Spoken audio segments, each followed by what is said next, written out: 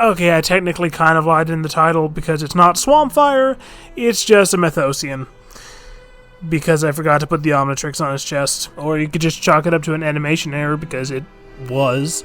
Anyway, this one was actually really fun to do, and the modeling part of it was actually pretty easy. I dropped in a single vertice object with a mirror, skin, and subdivision modifier on it, and with that I blotted out the rough shape of our Mythosian, and then I applied all the modifiers, added a temporary subdivision modifier on it, and did some minor mesh adjustment to get some of the features in a bit closer to the right spot, as well as to add the different shoulder and arm buds.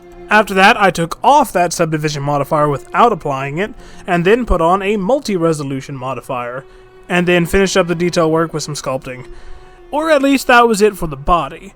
For the head, I actually went and did that same hair curve thing I tried to do in a previous video, but I did it better this time, and it worked pretty well for the hair petals.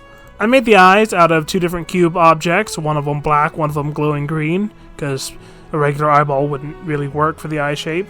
And I also ended up using a couple quickly sculpted out cubes to make the fingers and thumbs, because I wasn't pulling those off of the base mesh in a way I liked. But all of that went pretty smoothly. The only real issue I ended up having was when I started working on the texture paint. I'm pretty sure there's several faces that the UV Smart projected that are overlapping, so I just ended up having to do the best I could with faces randomly being colored wrongly. I tried to fix it where I could with re-UV unwrapping it and moving some of the overlapping faces around, but there are still a few spots that just the texture paint would randomly paint the other side of the model for some reason, and I'm still not sure why it did that. But I got it to a pretty manageable point, and between the mostly similar color palette and the noise modifier displacement that gets added to it at the end, you don't really notice it too much, I don't think. After I had everything textured, I converted the hair curves to a mesh and joined them and the fingers to the rest of the model. And I accidentally also converted the base model itself to a mesh, which applied the multi-resolution modifier, so it ended up being a higher poly model than I actually wanted it to be. But it's not that high poly, so it's not that big a deal. But from there, I used the Rigify add-on to set up the rigging for the character. I had to fiddle with that a little bit too, because it non-standard hands.